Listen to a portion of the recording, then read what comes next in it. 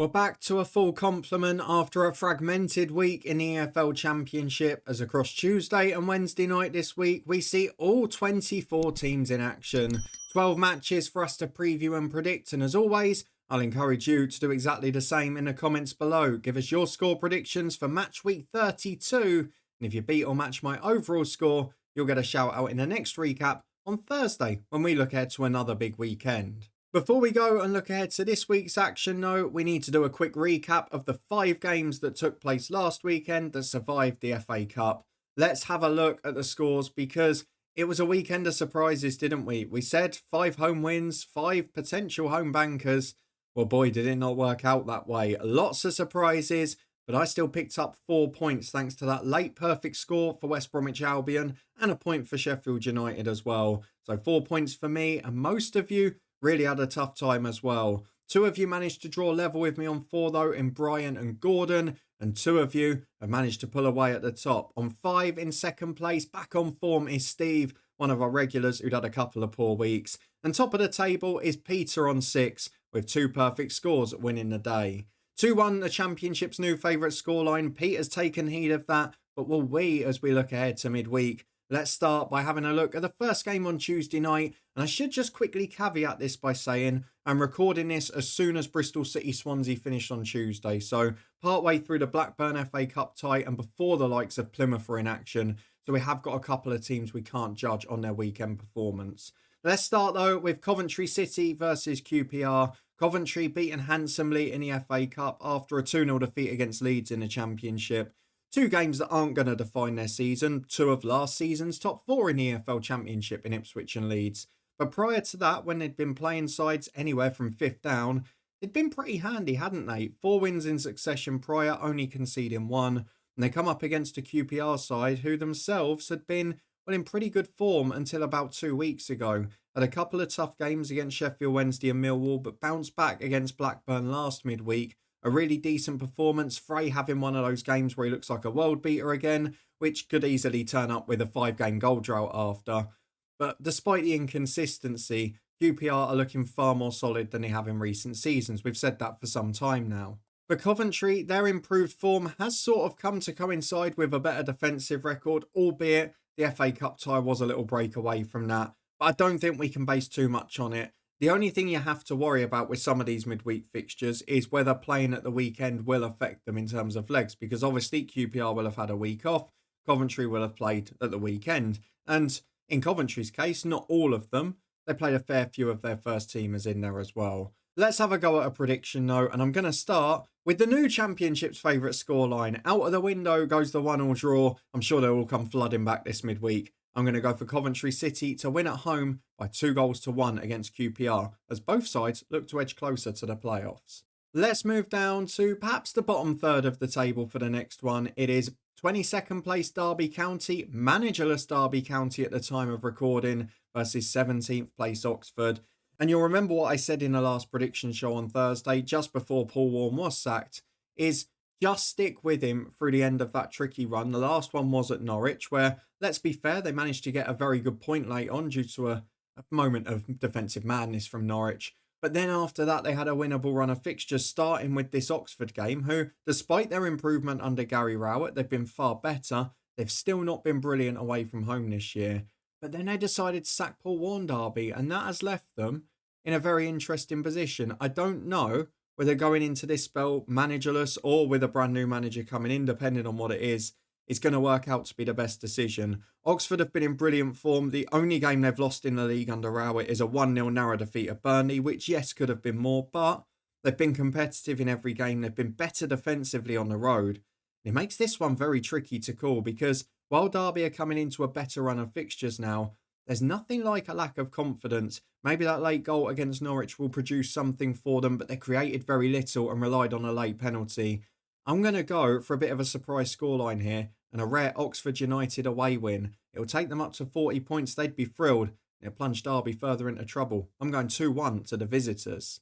As we move on to another big game at the bottom, it is Portsmouth versus Cardiff City. Both sides floating just outside the relegation zone, looking over their shoulder. Pompey were beaten 2-1 at Sheffield United at the weekend in one of those surviving fixtures. Genuinely no idea how they've lost it. Defensively, they give up some poor goals, but they were the better side. You could argue as far as on the break, they were dominant in terms of creating chances. They missed a couple of open goals. They hit the woodwork. They deserved to win on another day, but they didn't take chances and they give up poor goals. And when you're playing against one of the top sides in the division, they're going to have that ruthless streak that you're not used to. So a difficult run for Pompey now. It's just 1 point in their last 4 fixtures, and their home form against the bottom half sides becomes even more imperative. Cardiff snuck through in the FA Cup after an extra time 3-3 draw against Stoke City, an entertaining game, and they won it on penalties. However, prior to that, a 7-0 defeat at Leeds in the Championship, conceded against Derby and 2 against Millwall. They've not been in the best defensive form, but they have picked up generally and started scoring again. So it does make this one difficult. I wouldn't back either side to keep a clean sheet here, but I am going to go for Pompey to return to home form, take some of their chances and win by 3-1. Let's move on to the penultimate game on Tuesday. It is a big one for the table toppers. Leeds United visit Watford. Watford, who picked up a very solid point away at Sunderland this weekend. A game in which they probably weren't brilliant value for it. I mean, you look at the stats and you think it looks fairly even in terms of possession, shots, whatever. But again, a similar story to the last game we talked about. Sunderland's clear-cut chances. They should have put Watford away. But Watford were a threat on the break. They took their chances and they got themselves a goal either side of half-time. A really decent away effort, that. And still, despite all the talk on Tom Cleverley and the poor run, they're 3 points off the playoffs. They're doing a decent job compared to recent seasons, and Cleverley should be given some credit in my opinion. This game is going to be a little bit difficult though, particularly if they defend as they have in the last 3 or 4 matches. Leeds were keeping clean sheets galore until a defeat in the FA Cup against Millwall. Yes, they rotated the whole team. Yes, they were still by far the more aggressive side in the game, missed a hatful of chances. On this occasion, I'm going to go for Leeds to win. I've got a funny feeling that this might be a heavy victory, and it's not just an anti-Watford thing. I think Tom Cleverley's done a really good job. I fancy Leeds to bounce back from the weekend. Everyone was rested, whereas Watford had a hard-fought championship game. I'm going to go for 3-0 to the visitors.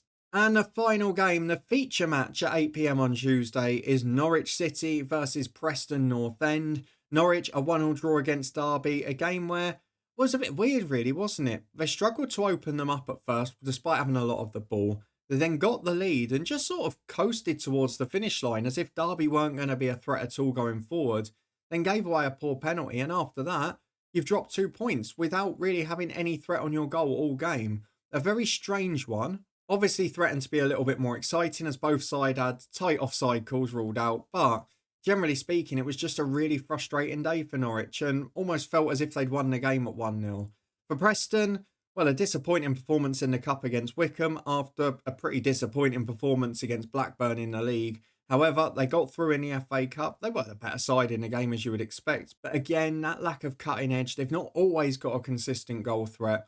They're about where they should be in the middle of the table. And Paul Heckingbottom's doing a solid job, but he's going to need backing to take them any further. It makes this game difficult to call, but I don't think Norwich will be as complacent again. I think they'll bounce back to form. I think Preston will run them close, but eventually lose away from home by 2-1 at Carrow Road. As we move on to Wednesday, and traditionally, the 2 most unpredictable sides in Championship prediction history. It is Bristol City versus Stoke City, and Bristol City, just as I started to trust them, have gone back to their old ways. A 1-0 defeat at home to Swansea. Oh, it was just coming, wasn't it? We all knew it was coming. Loads of shots, none really of quality, and didn't create much to win the game. It was a strange old performance. It was a bit of a weird game, to be honest, but Bristol City going back to their old ways there. Just as they had a chance to put pressure on the playoffs, they saw their name in lights and thought, no, we've got to be inconsistent. That's what we're about. For Stoke City, a 3-3 draw against Cardiff, extra time in the Cup, which of course may hinder them when it comes to midweek. It had been a decent run for Mark Robins' side, of course, got that victory away at Hull, couple of draws against Oxford and West Brom. They've become sort of draw specialists in their last 6, 4 of them ending in draws.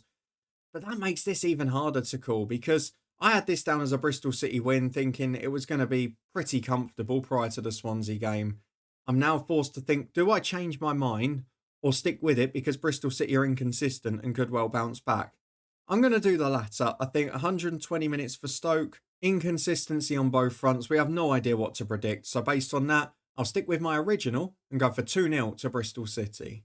As we move into the second half, and if there is one thing that is all but certain in the Championship predictions this year, is that Burnley will keep a clean sheet. They host Hull City, who were themselves very frustrated in defeat against Stoke City a week or so ago.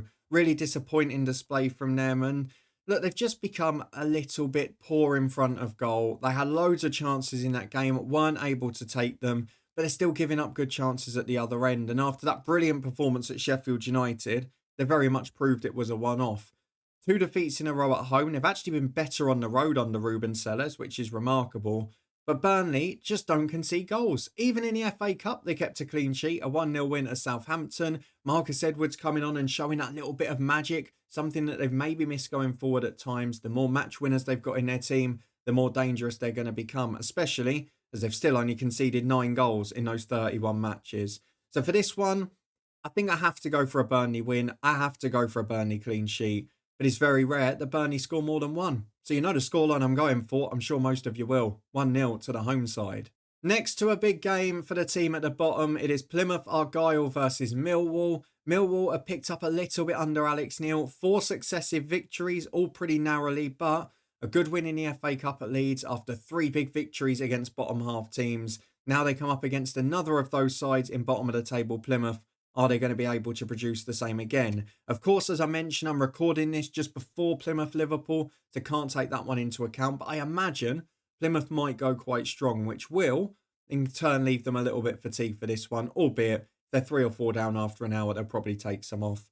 But it has been an improvement from Plymouth in the last couple of games. We talked after the Burnley game about just how dismal they were, and they were just as bad against QPR without conceding the goals. But against Sunderland and West Brom, they put in spirited performances. Maybe you could argue a draw would have been a fair result against West Brom, but they kept going, they were disciplined, and they looked a threat throughout on the counter. So much more impressive in their last 2 games, and they're now just 4 points from safety. I do wonder if this is going to be the sort of game where Millwall could trip up. I think they are going to nick the victory. I'm going to have to back the away side because they're in good form now. I'm going to go for them to nick it by 2-1. They're looking at the playoffs themselves. 10 wins, 10 draws, 10 defeats. They are the most difficult to predict team in a championship. But I'm going to go for them to win at Plymouth Argyle, narrowly by 2-1, and take advantage of wide areas and set pieces. As we move on to a game that I am potentially dreading, again, it is Sunderland versus Luton Town. Luton obviously had the weekend off after finally ending that wretched away run at Sheffield Wednesday with a lucky point, where Thomas Kaminski was the star of the show. A busy end to the transfer window, some legends moving on, and a few too many attacking players coming in for my liking, and no real additions in key areas that had been a problem. So I'm not going to comment too much on the window for now. I don't want to turn this into the Luton Town show, but I'm not any less worried than I was at the start of the January window. For Sunderland, I think there will be worries as well, because for the 3rd successive game against Watford, they conceded 2 goals. At home against them, a game where they had more chances. Look, they had enough clear-cut chances to win by 5 or 6 Sunderland. On another day, they would have won very comfortably. But they keep giving up really poor goals, particularly at home. And 2-2 draws against Plymouth and Watford, who both have pretty dismal away records, will give hope to Luton Town, who have a similarly poor one. So it does make this hard to call, because Luton, a win could take them out of the relegation zone. It could be a real confidence boost with a lot of new players in and a week off to work on a training ground, whereas Sunderland have played 2 times last week. However, Luton are so bad on the road. Sunderland are still flying high up in 4th, and I think they'll get the job done here. I don't think it'll be particularly pretty or convincing. I think Kaminski might save Luton a few times. However, I'm going to go for Sunderland to win by 2-1 at the Stadium of Light. 3 to go as we move back into mid-table, and a much-needed win at the weekend for Swansea City, who faced Sheffield Wednesday. What an important result that was at Bristol City. It was a strange old game, as I mentioned a bit earlier, but it didn't really matter what the performance was like. Swansea just needed to end the drought and get a win. They were looking over their shoulder, but that takes them back up to 37 points and gets them back in that mid-table realm. I know I mentioned apart from the Cardiff game, they played all top half sides, but the manner in which they were losing, the amount of goals they were conceding, it will have been a slight concern. On this occasion, though, they got the win and they got a clean sheet, which is perhaps even more important. Not giving up too many clear efforts on goal either. For Sheffield Wednesday, a bit of a chaotic game as the game at West Brom finished with just, well, madness really. Equalising in the 93rd minute, then somehow throwing it away. Then the melee at the end, it was a strange old 10 minutes, wasn't it? It was a very even game for the most part. West Brom had more of the ball. West Brom had the better chances, but Wednesday, always a threat on the break, always a threat with balls into the box, and still having a very solid season. 3 points off the playoffs. Maybe a little bit frustrated that they weren't able to do more work in January. Danny Roll working incredibly well under difficult circumstances. They've probably not got that quality to compete with the top sides, but Swansea are not one of those.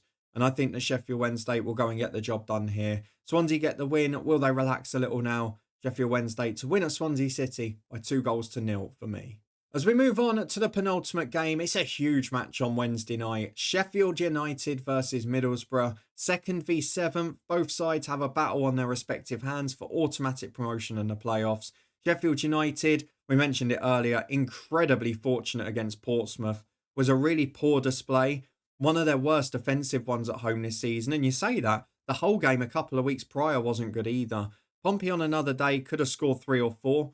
Probably should have won the game on another day, but Sheffield United, you've got to give them credit. They've added quality in attacking areas. They were ruthless and they took chances, but they're going to have to play better than that if they want to go up, particularly against a side like Middlesbrough, who have added attacking quality in January, were involved in that pretty pulsating game against Sunderland on TV last week, a game which they came out the wrong side of, dropped out of the playoffs, of course, and gave up plenty of good chances themselves. However, both of these sides have got a threat going forward, and Middlesbrough on the break will be a massive threat. So I'm going to go... I was thinking about going higher, but you know what? I'm going to go for the Championship's favourite scoreline here. I'm going to go for 1 goal apiece. I haven't done it for the whole of the midweek fixture list, and I know it's not the favourite scoreline at the moment. I'm going to trust it to deliver in this one. 1-1 between Sheffield United and Borough. And the final game is on Wednesday night. It is the second 8 p.m. kickoff between West Bromwich Albion and Blackburn Rovers. Blackburn in action as I'm recording against Wolves in the FA Cup. Looks like they're going out with 20 minutes to go. However, it had been a decent performance for them for the most part. It has been a bit of a frustrating few weeks though. Yes, they got that big win against Preston, but that is their only win in the last 6 in all competitions. And Blackburn just starting to drop off now. Those draws are turning into defeats, and away from home, they are struggling to pick up points, losing at both QPR and Bristol City by 2-1, and that narrow defeat at Oxford as well. Losing a little bit of their goal threat at times. That counter-attacking threat is there, but it's not converting into clear chances. And West Brom, while they're conceding more goals under Tony Mowbray, they're finding a way to win at home still. Of course, beat a hapless Pompey pretty comfortably. But then after that frustration against Plymouth and what looked like late frustration against Sheffield Wednesday, they bounced back with a late goal from Malumbi, which was a crucial one for 3 points. Takes them up to 5th place. God knows what Carl Bartley's doing at the end. Not the sort of thing you want from your leaders, really. And God knows why they were all getting involved when they'd won the game. However, it was a big win for them. They're going to be a little bit shorter at the back here. I'm not sure Bartley being out is going to be a disaster against Blackburn. It will enable them to add a little bit more pace defensively if need be. I'm going to go for West Brom to win this game by exactly the same scoreline. Tony Mowbray to keep the playoff push alive with a 2-1 win at home to Blackburn Rovers, another of his former clubs. And with that out the way, let's have a quick recap of what I've gone for this midweek. Both teams that I've gone for to score 3 goals are on Tuesday night. Portsmouth at home to Cardiff and Leeds away at Watford. I've also gone for Sunderland and Burnley to pile the pressure on Sheffield United with home wins in midweek, while Sheffield United, I think, will be held by Middlesbrough. A very big midweek at the top and the bottom. Those are just my score predictions though. Do you agree or disagree? Let me know in the comments below and give us your score predictions for Matchweek 32. If you beat or match my overall score, you'll get a shout out on Thursday when we return for a full weekend look ahead for Matchweek 33. The Championship fixtures are back coming thick and fast now. I hope you're looking forward to the run-in as much as us. Please do put a thumbs up on the video if you enjoyed it. Subscribe to stay up to date with everything, including, presumably, a Derby Manager special pretty soon. But for now, thank you very much for watching and being here as always. I'll see you again in midweek when we return to do it all again.